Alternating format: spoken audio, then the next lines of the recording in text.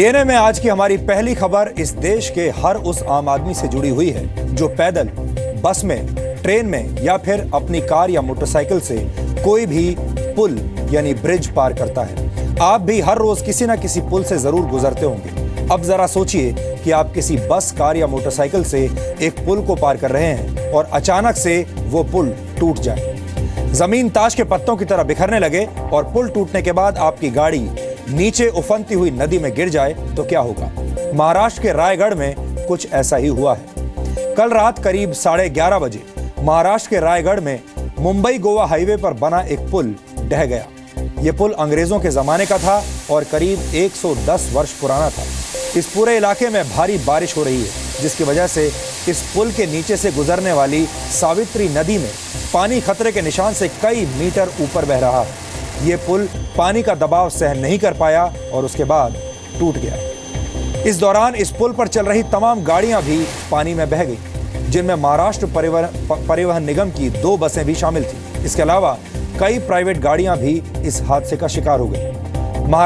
प्रशासन के मुताबिक कुल 44 लोग इस हादसे में बह गए और उनके बारे में अब तक कुछ पता नहीं चला है। मौके पर एनडीआरएफ की टीमें पिछले कई घंटों से रेस्क्यू ऑपरेशन कर रही हैं। एयरफोर्स और नेवी की भी मदद ली जा रही है, लेकिन अभी तक कोई सफलता नहीं मिली है। चिंता की बात यह है कि यह नदी 40 किलोमीटर आगे बहकर अरब सागर में मिल जाती है, यानी जो 44 लोग जिन्हें हम खोज रहे हैं, हो सकता है अब तक वो अरब सागर में जा मिले। आज से 12 दिन बाद हमारा देश आजादी की 69वीं वर्षगांठ मनाएगा, लेकिन विडंबना यह है, दुख की बात यह है कि अभी तक हमें सड़कों पर सुरक्षित चलने का स्वराज नहीं मिला। आए दिन कहीं पर पुल गिरता है, कहीं इमारत, और हमारा सिस्टम कभी नदी को, कभी पानी को, कभी बाढ़ को, और कुल मिलाकर कुदरत को कटघरे में खड़ा करके हादसों की असली वजहों को भूल जाता है। यहां हम आपको यह भी बता दें कि गोवा मुंबई हाईवे पर हादसे का शिकार हुआ यह पुल 110 वर्ष पुराना था, यानी यह पुल अंग्रेजों के जमाने का था।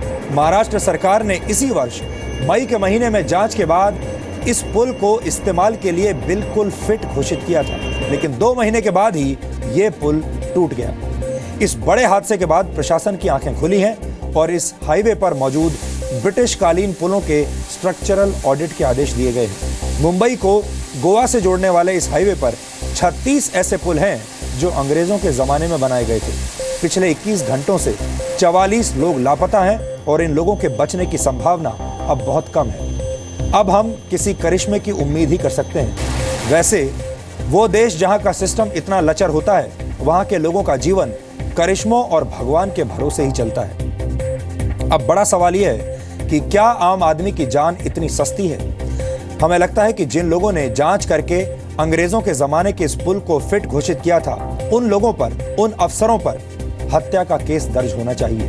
हमारे सिस्टम की सोच ऐसी है जैसे वो ये कह रहा हो कि इस पुल का निर्माण तो अंग्रेजों ने कराया था, इसलिए जिम्मेदारी भी अंग्रेजों की ही थी, और हम चाहते हैं कि ये सोच अब बदल जाए।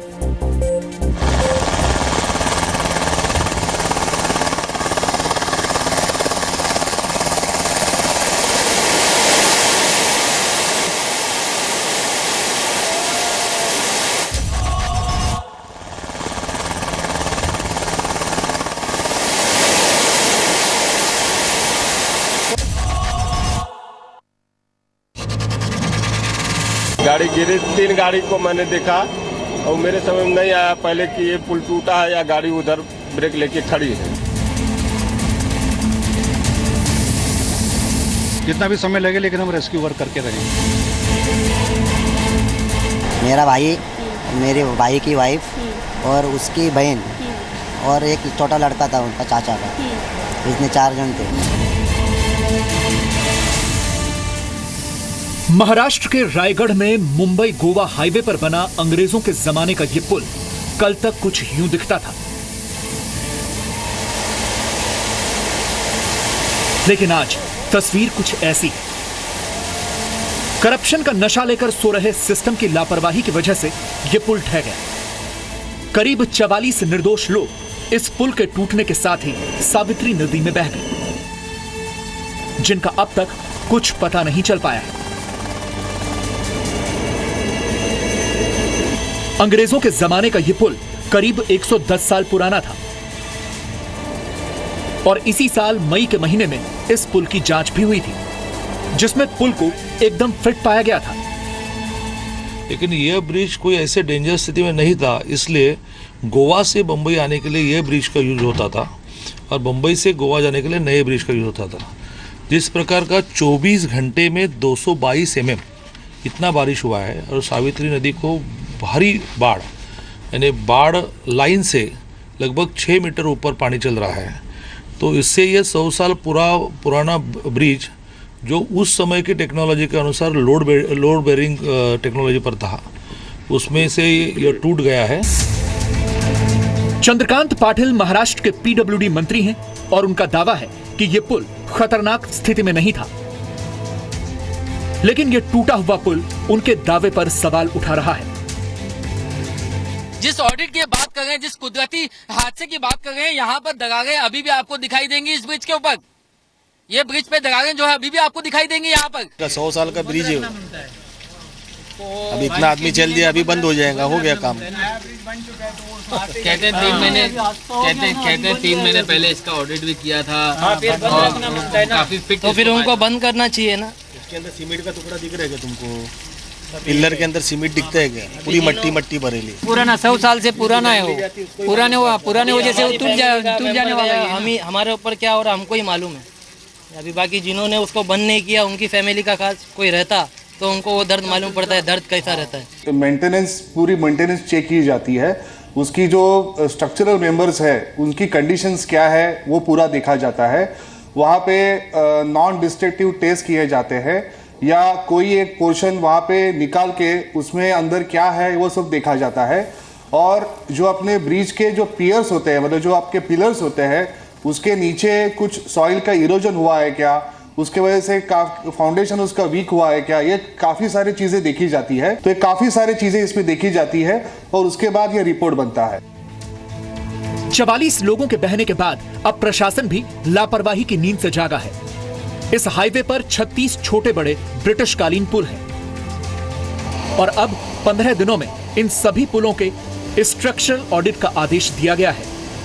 जो भी पुल है खास करके नेशनल हाईवे पे, क्योंकि यहाँ पे बहुत हेवी ट्रैफिक है, तो ये जो बहुत पुराने पुल है उन सभी ब्रिजेस का हम लोग ऑडिट करवाएंगे और वो सेफ्टी के दृष्टिकोण से उसकी जांच करवाई जाएगी। अगर वो ट्रैफिक के लिए सेफ नहीं है तो करेक्टिव मेजर्स विल टेक। पिछले 2 दिनों से रायगढ़ और इसके आसपास के इलाकों में भारी बारिश हो रही है। यहाँ की ज्यादातर नदियां पूरे उफान पर हैं। ये सावित्री नदी भी खतरे के निशान से बहुत ऊपर बह रही है। हादसा कल रात 11:30 बजे के करीब हुआ। बताया जा रहा है कि जिस वक्त पुल टूटा उसके साथ ही महाराष्ट्र स्टेट ट्रांसपोर्ट की 2 बसें और कुछ गाड़ियां नदी में बह गई। महाड़ में इसी जगह पर 2 पुल हैं। एक पुल मुंबई से लोगों को गोवा पहुंचाता है तो दूसरा पुल गोवा से मुंबई लेकर आता है, जो अब टूट चुका है। शुरुआती जांच में ब्रिज टूटने की वजह पानी का हाई प्रेशर बताया जा रहा है। तकरीबन 11:30 से 12 बजे के आसपास जो महाड़ से रत्नागिरी की तरफ जाने वाला पुल है वो पानी के साथ बह गए, ऐसी इन्फॉर्मेशन मिली। पुलिस के सीनियर ऑफिसर्स दूसरे एक ऑपरेशन में थे, तुरंत वहां पहुंचे और वहां पहुंचने के बाद उन्होंने उस टूटे हुए पुल के ट्रैफिक को रुकवाया। उसके बाद सीनियर ऑफिसर जो है पीडब्ल्यूडी के, उनसे कंसल्ट करने के बाद जो नया पुल है जो कि सन 2000 में तैयार हुआ है, उस पुल के ऊपर से रेगुलर ट्रैफिक शुरू किया गया। बचाव कार्य तो चालू है। रात के अंधेरे में कुछ मालूम नहीं पड़ रहा था। अभी वहाँ का ट्रैफिक बहुत जाम था, इसलिए पहुँचना भी मुश्किल था और इस हिसाब से अभी मालूम होता है अभी तक रेस्क्यू ऑपरेशन को कुछ मिला नहीं है। महाड़ में पुल टूटने से बह गई एक सरकारी बस में मुंबई के बाइकर परिवार के 4 लोग भी सवार थे। ये लोग चिपलून से मुंबई आ रहे थे। अब तक उनका कोई पता नहीं चला है, इसलिए मुंबई में परिवार अब चिंतित है। अभी चिंता तो होगी ना, अभी घर का बड़ा आदमी गया तो फिर चिंता तो होना ही है। देखते भी अल्लाह मालिक है बाकी से। अभी हमारा दर्द हमको मालूम है। हम भाई लोग देखो अभी बिक के आए, बिक के गए। वहाँ पे फोटो निकालने वहाँ पे भेजे, फोटो निकालने लाइट नहीं थी, 2 घंटा उधर बैठे, ये फोटो निकाल के अभी वहाँ पे देख के आए। गवर्नमेंट का ये है, लेकिन चालू है काम। तो दुआ करें मिल जाए इनका, ये हमारा ये है, बाकी कुछ नहीं। घटनास्थल पर इस उफनती नदी में एनडीआरएफ का 300 कर्मचारियों का राहत दल बचाव में लगा है। नेवी और एयरफोर्स के हेलीकॉप्टर्स की भी मदद ली जा रही है। लेकिन चिंता की बात यह है कि पानी का बहाव बहुत तेज है और ये नदी 40 किलोमीटर आगे चलकर अरब सागर में मिल जाती है। हमने 2 टीमें पुणे से और 2 टीम्स मुंबई से मार्च कर दी थी। सुबह 5 बजे की खबर थी हमारे पास, हमने 5 बजे टीम मार्च कर दी थी और अब यहाँ पर आप आ चुके हैं और हम देख रहे हैं कि फ्लो बहुत तेज़ है इस नदी का। हमारे पास डीप डाइवर्स हैं और स्पेशल बोट्स हैं हमारे पास, स्पेशल इक्विपमेंट्स हैं। उनकी मदद से हम कोशिश करेंगे कि जो भी हादसा हुआ उसमें उसके बारे में पता लगा सकें अंडर द करंट। टीम में सबसे बड़ी चीज़ है कि हमने डीप डाइवर्स वहाँ रखे हैं। डीप डाइवर्स और लाइफ सेविंग इक्विपमेंट्स हैं। उन सबों की मदद से एनडीआरएफ की टीम जो है उन सबों को बचाने का प्रयास करेगी।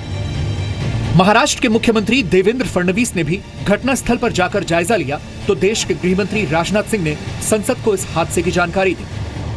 सरकार द्वारा कुछ प्रभावी कदम उठाए गए हैं। इस दुर्घटना की सूचना मिलने के साथ ही एनडीआरएफ की 4 टीमें, जिनमें कि 115 सदस्य और 12 नावें तथा गहरे पानी में गोता लगा सकने वाले गोताखोर शामिल हैं, को राहत कार्य के लिए तैनात किया जा चुका है। मैंने स्वयं महाराष्ट्र के मुख्यमंत्री श्री देवेंद्र फडणवीस से इस घटना के बारे में जानकारी हासिल की है। आर्म्ड फोर्सेस के 2 हेलीकॉप्टरों को राहत और बचाव कार्य के लिए तैनात किया गया है। पर रेस्क्यू ऑपरेशन चल रहा है, हेलीकॉप्टर हो चाहे, चूंकि मौसम खराब है तो उसमें भी सारा रिलीफ करते समय काफी उसमें कठिनाइयां है, लेकिन फिर भी बोट्स वगैरह सारी चीजें वहां पहुंची हुई है। मैसिव ऑपरेशन अभी वहां चल रहा है। वहीं इस मामले पर अब राजनीति भी शुरू हो चुकी है। एनसीपी ने इस हादसे के लिए जिम्मेदार लोगों के खिलाफ हत्या का मुकदमा दर्ज करने की मांग की है की ह्या पुलाचं आयुष्य संपलेलं आहे, सरकारचं काम नाही का? आणि त्याच्यामध्ये ते काय म्हणतात की मी मे मध्ये इन्स्पेक्शन केलेलं होतं। मे मध्ये जर इन्स्पेक्शन केलेलं होतं तर कुठल्या अधिकाऱ्यांनी इन्स्पेक्शन केलं होतं? कुठल्या अधिकाऱ्यांनी सांगितलं की हा पूल व्यवस्थित आहे? मग त्याच्यावर कारवाई करा। आणि अध्यक्ष महोदय, माझं तर म्हणणं आहे की चंद्रकांत दादा पाटील सार्वजनिक बांधकाम खात्याचे मंत्री आहेत, त्यांचा सर्वस्वी ह्या सगळ्या गोष्टीला ते जबाबदार आहेत, त्यांच्यावरच 302 चा गुन्हा दाखल केला पाहिजे। अजीत पवार ने इस बहस को एक बार फिर से खड़ा कर दिया है कि लापरवाही बरतने वालों के खिलाफ दफा 302 जैसी कठोर धाराएं क्यों नहीं लगाई जा सकती।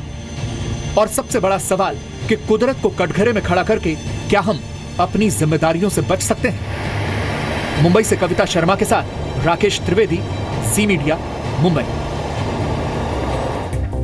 यह घटना बताती है कि जब सिस्टम के लोगों और फायदे की राजनीति करने वाले नेताओं के बीच लापरवाही का गठबंधन होता है तो फिर पुलों की जांच में गड़बड़ होती है और फिर वही पुल एक दिन आम लोगों की खुशियों पर गिर जाता है। 2010 से लेकर 2014 तक देश भर में 255 पुल हादसे का शिकार हुए हैं। इन हादसों में 297 लोग निर्दोष लोग मारे गए जबकि 159 लोग घायल हुए। रायगढ़ में ढहने वाला पुल अंग्रेजों के जमाने का था।